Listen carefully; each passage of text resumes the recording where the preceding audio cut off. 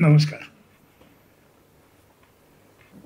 आधी सगळ्यांनी सगळ्यांची नावं घेतलीच आहेत, त्यामुळे त्या नावांचा उल्लेख करून त्यांच्या मी आता थोडं बोलतो.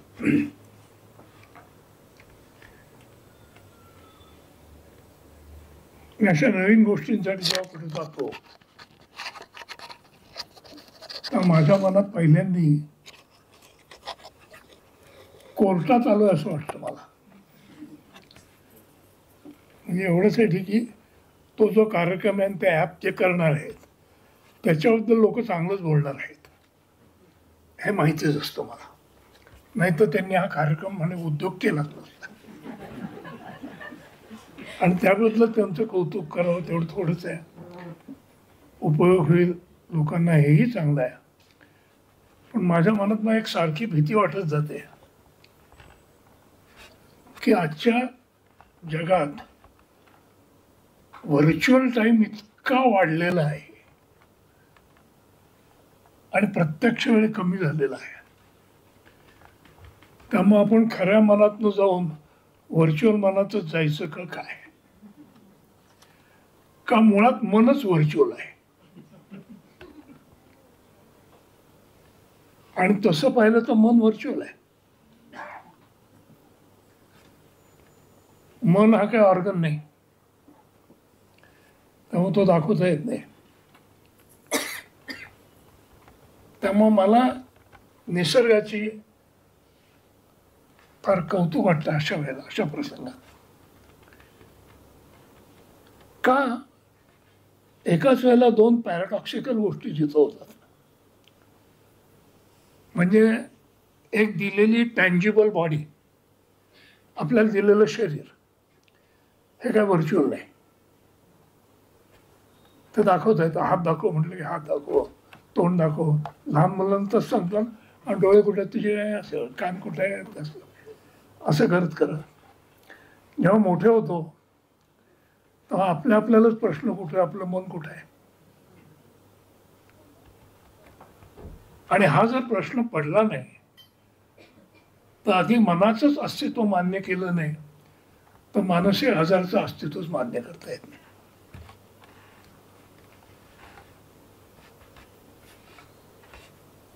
आज मला ही सांगड जी घातलेली आहे बुद्धीच्या मनाची आणि भावनाच्या मनाची, ही मला फार महत्वाची वाटते.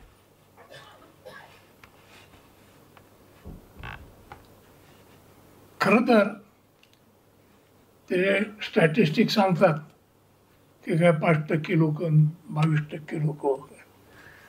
मला असं वाटतं ज्याला मन आहे त्याला मानसिक आजार होतोच.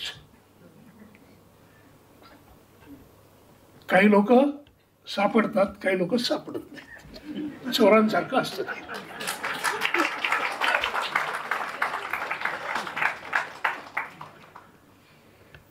आणि शहाणपण म्हणजे काय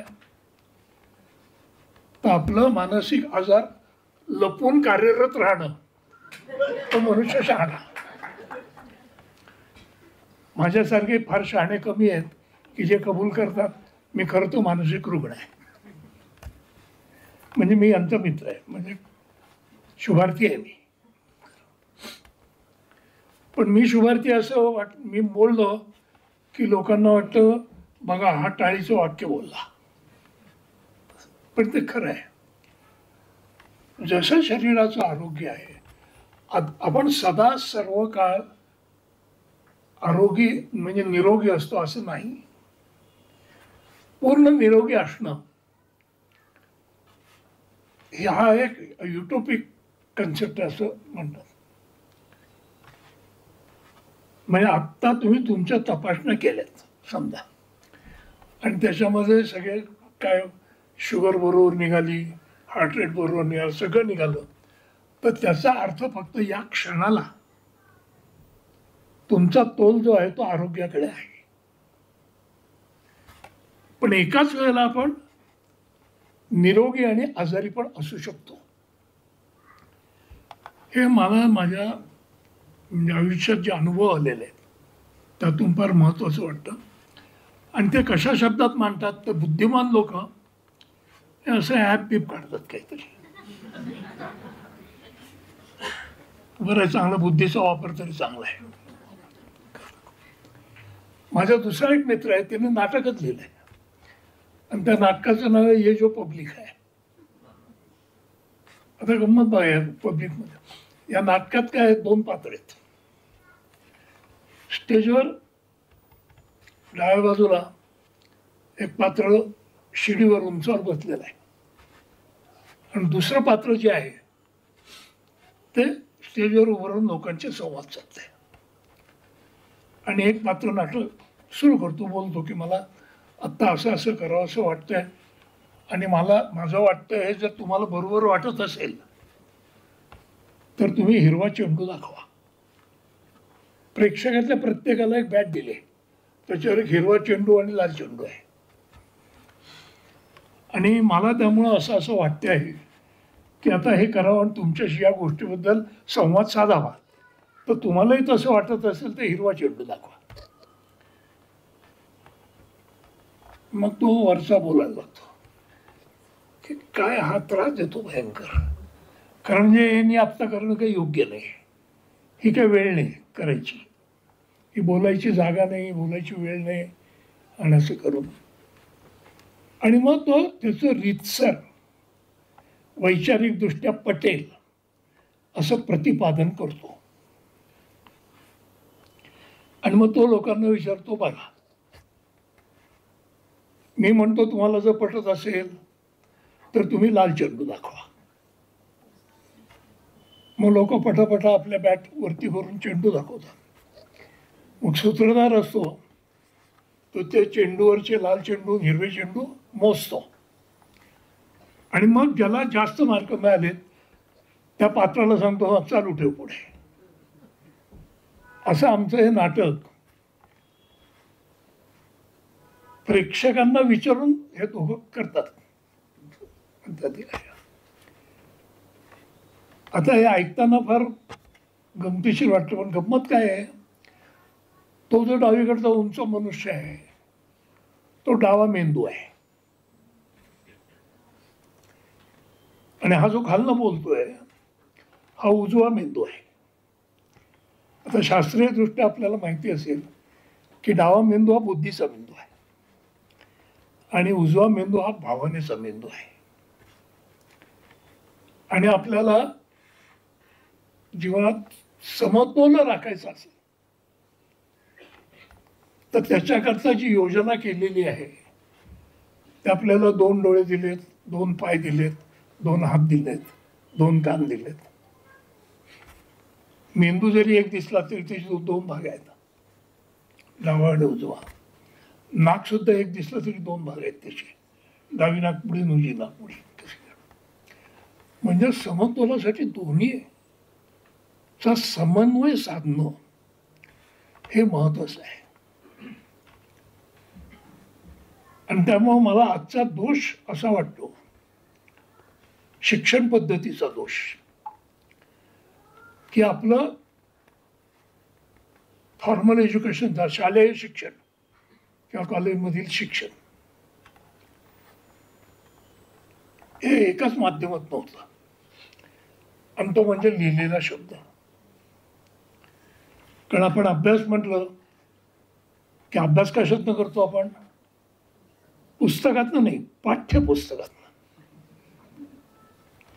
पुस्तकात वेगवेगळे प्रकार आहेत, त्यातलं अभ्यासाचं पुस्तक पाठ्यपुस्तक आणि कादंबरी कथा वगैरे हे करमणुकीचं, असं आपण ठरवून घेतलेलं आहे. पण हे शिक्षण जेव्हा सुरू केलं तेव्हा कुठं माणसाचा डावा मेंदू वाढायला लागला. विचाराचा मेंदू हा माणसाचा नंतर आलेला साथीदार आहे. आधी भावना होत्याच आणि अजूनही आजही भावना व्यक्त करायला किंवा शेअर करायला शब्द अपुरे पडतात. तुम्हाला जे आतून नक्की वाटतंय ते दुसऱ्यापर्यंत पोचवणं हे दरवेळेला शब्दातनं शक्य होतच असं नाही. उलट शब्दांतून गोंधळ सुद्धा होऊ शकतो. म्हणजे आपल्याला सांगायचं आहे एखादा वेडा आहेस तू,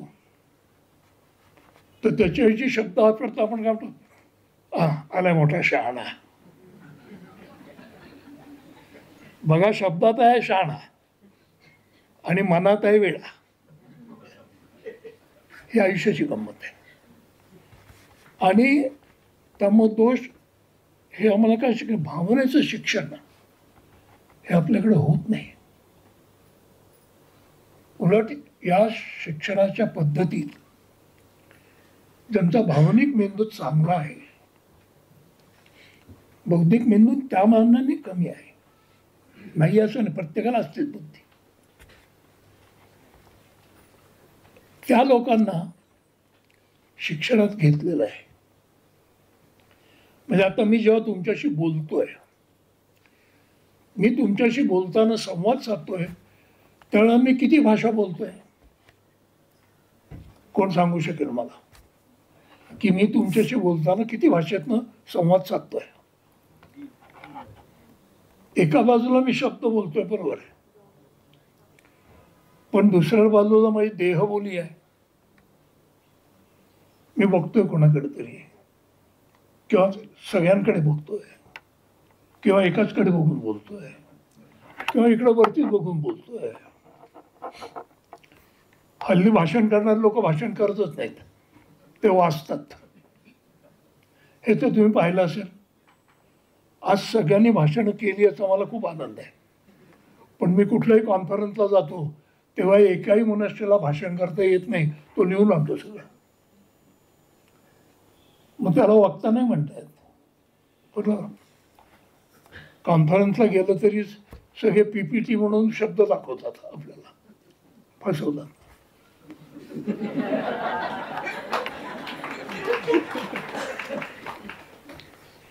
त्यामुळं आणि शास्त्रीय दृष्ट्या तुम्ही पाहिलं तर जन्म झाल्यानंतर पहिले 5 वर्ष आपण ज्यांनी जगाची माहिती घेत असतो, त्याला चांगला शब्द आहे आपल्या मराठीत, पंचेंद्रिय म्हणतात त्याला. मग खरं सांगायचं तर आई जेव्हा आपल्याला या जगात एकट्याला सोडते, की आता बरं झालं बाबा, माझ्या पोटात नको राहू, मला नाही झेपणार याच्या पुढं, म्हणून ती आपल्याला बाहेर काढते. पण बाहेर काढताना असं टाकून द्यायसारखं नाही, ती आपल्याला 5 अँटिना देते, रेडिओला असतात तशा.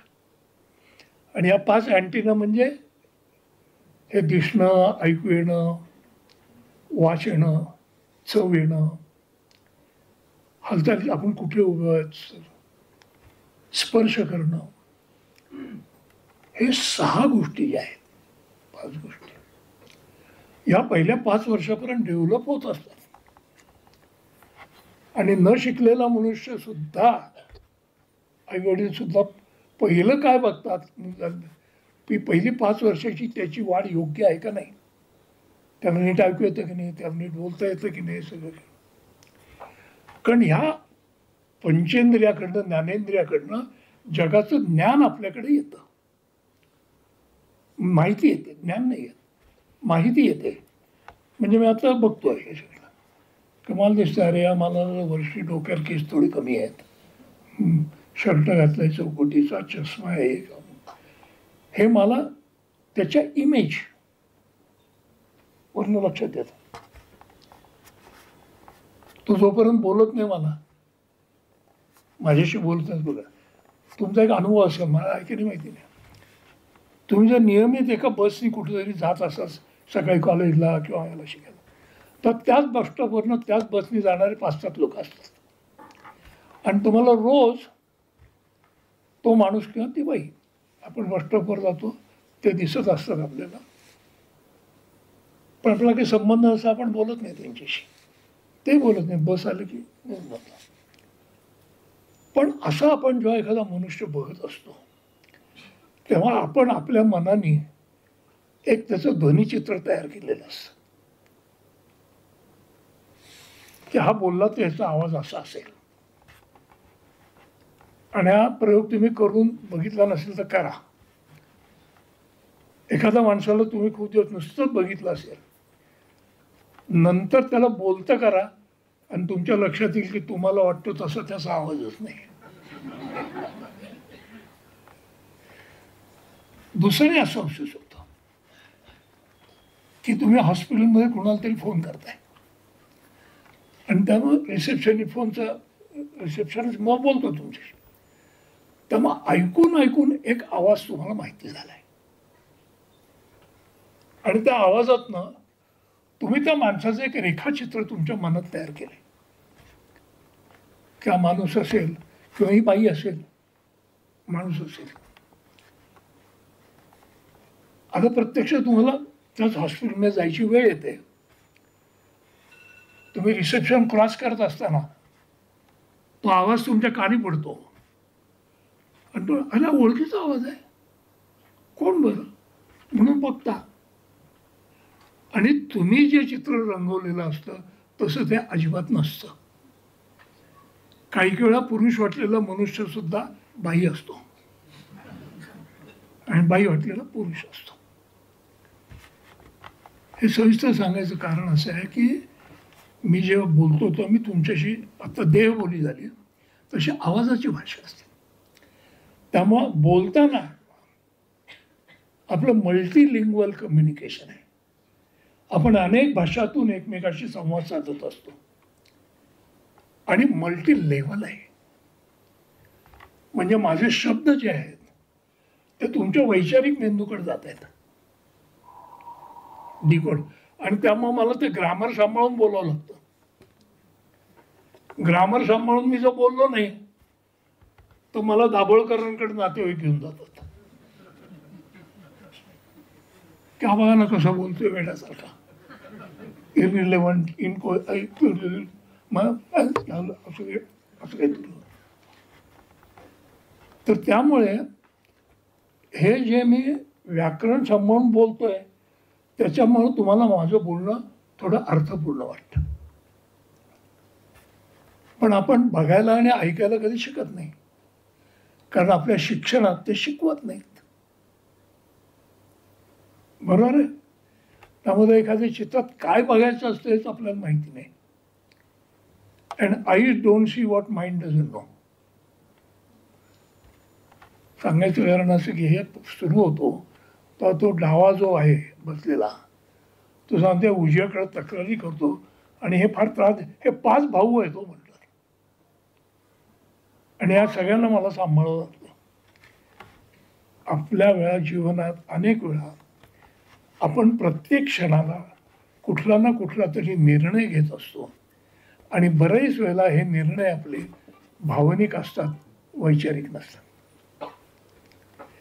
आणि वास्तविक आपण ज्याला म्हणतो समाधानपूर्वक आयुष्य, आनंद मिळाला पाहिजे, आयुष्याचं चीज झालं वाटलं पाहिजे, तर या सगळ्या गोष्टी भावनेशी निगडीत आहेत.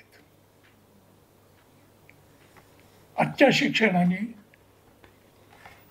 मला असं नुसतं वाटत नाही, आता खात्री वाटत चाललेली आहे की आजचं शिक्षण फक्त स्वतःचा विचार करायला शिकवतं, दुसऱ्याचा विचार करायला शिकवत नाही. सेल्फ सेंट्रिक थिंकिंग झालेलं आहे. भाषा ही संवाद साधण्यापेक्षा दुसऱ्याला फसवण्याकरता वापरली जाते जास्त. कुठल्याही पुढाऱ्याचं भाषण घ्या आणि त्यामुळे बुद्धीवर जे एक व्हॅल्यू एज्युकेशन पाहिजे ते शिक्षणात नाही. या ॲपचा वापर करून आपण मनाच्या ज्या गोष्टी आपल्याला शिकवल्या नाही आहेत, बरं हे कुठं घरी शिकवत नाहीत, शाळेत शिकवत नाही. तुम्हाला कोणाच्या शाळेत शिकवलंय का भावना कशा ओळखायच्या? तुम्हाला किती प्रकारच्या भावना वाटू शकतात? रुडिमेंटरी याच्यात 2च प्रकारच्या भावना असतात, एक पॉझिटिव्ह फिलिंग किंवा निगेटिव्ह फिलिंग. एक गरज निर्माण होते, ती भागली की बोळकं दाखवायचं, भूक लागली आणि दूध दिलं की म्हणजे म्हातारे आणि लहान मुलं यांच्यात काही साम्य आहे ते तसं. ते सुद्धा आनंद झाला की बोळकं दाखवतात आणि दुःख झालं की डोळ्यातनं पाणी येतं. याच्या पलीकडे जाऊन जेव्हा आपण जगत असतो, विचार करत असतो, आणि आता त्याचं महत्त्व का जास्त आहे तर जिथं मी सुरुवात केली सांगायला की आपलं व्हर्च्युअल जग इतकं मोठं झालेलं आहे की आता आपण मोबाईल घेतला तर नक्की कशासाठी वापरायचा हे भान जर आपण ठेवलं नाही, आणि मोबाईल घेतला माया बघितलं तर आपल्या कामापुरतं ते बघितलं वापरलं ठीक आहे, पण सध्या मोबाईल दुसऱ्याच गोष्टीसाठी वापरला. त्यामुळे शिक्षणाची सगळ्यात मोठी एक तोटा असा आहे की येत्या गोष्टीचा वापर काय, गैरवापर काय, उपयोग काय, दुरुपयोग काय, हे कुठलीही नवीन गोष्ट शिकतानाच मुळात आपण शिकलो पाहिजे असं मला फार वाटलं. बरं ते ॲप आलंय म्हणून काही लोकांना नसलेले मानसिक आजार पण होतील, सांगता येत नाही. हो तो मनाला सुचवण्यासारखं आहे. तुला असं वाटतं काय झालं तुला. आता सरांनी सांगितलं तसं आनंद होणं, दुःखी वाटणं, कसंसं वाटणं, या सगळ्या नैसर्गिक भावना आहेत. विचार, त्यामुळे एखादी भावना अनैसर्गिक कधी होते, विचार अनैसर्गिक कधी होतो, यातला फरक जाणून घेणं हे लक्षणे मानसिक आरोग्य आणि मानसिक आजार याच्यामध्ये सीमारेषा ओळखण्याचं. आणि त्या सगळ्याची सम टोटल हे 50%हून जास्त आपल्याला आपण आयुष्यात काहीतरी बरं केलंय आणि स्वतःचं नाही दुसऱ्याचं बरं केलंय असं जर तुम्हाला पटलं असेल आणि तुम्हाला नाही दुसऱ्याला पण जर वाटलं असेल तुम्हाला त्याच्यात, तर हे ॲप जरूर शिका, पण शिकताना भान ठेवा. अनेक वेळा आपण त्या ॲप दुसऱ्याला दाखवून ते आहे की नाही बेटा तू बघ ॲपवर दाखवलं की नाही मी तुला, अशासाठी त्याचा वापर करू नका. स्वतःची समज वाढवण्याकरता आणि लोकांना एक दुसऱ्याशी बोलायला वेळ नाही, निदान ॲप तरी बोलतंय आणि सांगतोय तुम्हाला, असा विचार करून ते बघा. एवढी तुम्ही